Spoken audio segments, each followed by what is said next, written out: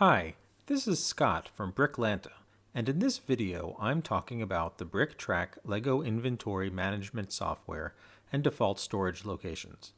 Storage locations are the core of how BrickTrac works. If you haven't already, I encourage you to watch the video on storage locations before continuing with this video on defaults.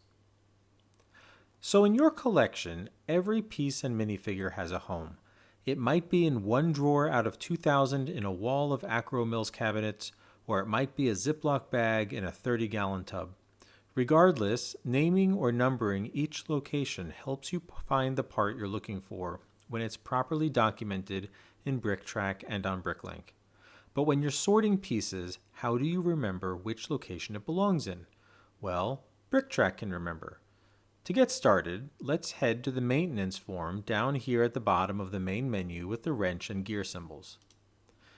At this time, I'm using Build 76. There are 5 tabs in maintenance. We'll be using the 5th one, Default Locations. So there are 3 ways to assign a location to a part, and they work together to cover all scenarios. At the highest level, there are category defaults.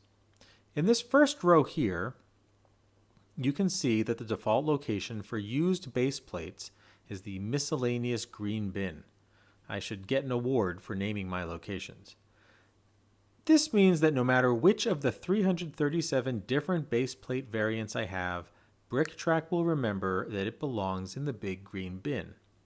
I don't have to tell BrickTrac that the raised 32 by 32 base plate with crater studs and underwater print goes there. It already knows. Defaults also take item condition into account. If we look here, you can see that there are 3 different category defaults for brick sloped, one for each condition in BrickTrac. Filler slopes default to the Z filler bin, new slopes go to box 23, and used slopes go to box 22. The next level of detail is item default. If we scroll down to Technic bricks, we can see that used Technic bricks go to drawer 4. However, there are a few exceptions. I have drawer 17, which is for 1x1 and 1x2 Technic bricks, so I can set individual item defaults for parts 6541, 3700, and 32064A to override the category default and go to drawer 17 instead. I also have a location specifically for 1x4 Technic bricks. So there is another item default for part 3701, which also overrides the category default. All other Technic bricks are assigned to drawer 4. The third level of default is the item/color default. At the most detailed level, BrickTrac can set defaults based on color. So here we can see that the black 2x2 bricks belong in box 19, as well as the red, yellow, and white 2x2 bricks. But there's no item color default for green 2x2 bricks, so they default to the next level here, box 12, which catches all the other colors not specified. You can create a default manually just below the table here. First select whether it's a category or item default, then select the other options and create.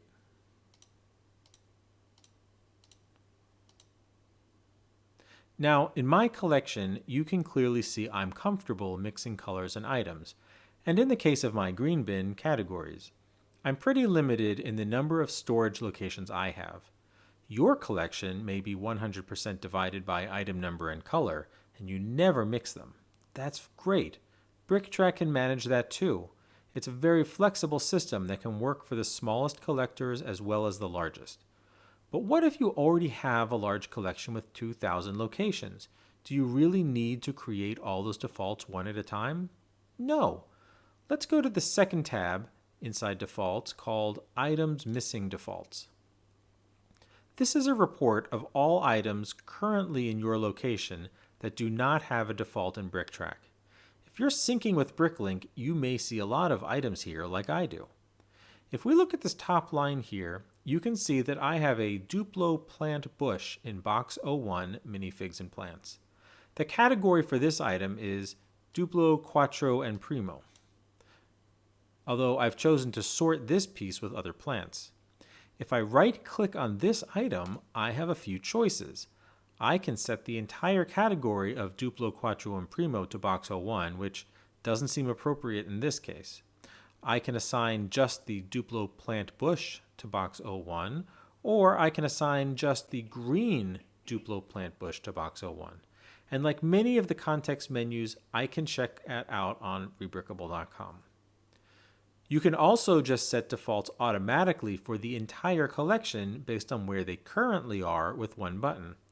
On the bottom left here are two choices: assign item defaults to all, which just checks that second option for every single row on the list, or assign color defaults to all, which checks the third option for every single row in this list.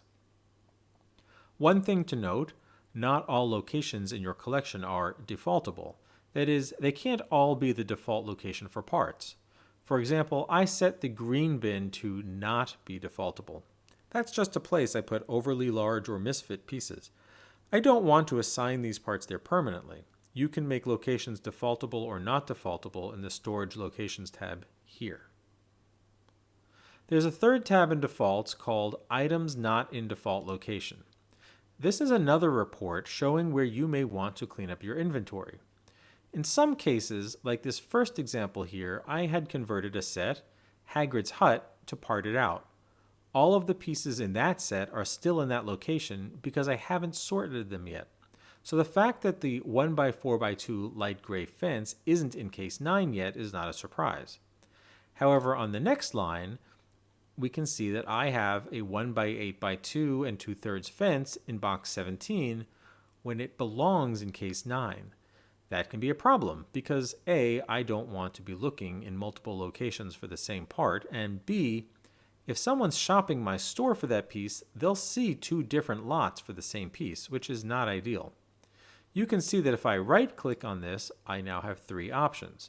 One, I can just move the fence right now to case 9, but make sure you're actually physically moving the piece when you do this. Number 2, I can say that box 17 is not defaultable, so please stop showing it in this report. And 3 is the ubiquitous show the part on rebrickable.com.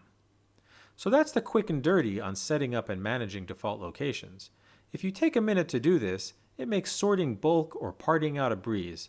You can see just how quick and easy actually using the defaults is in the sorting parts video.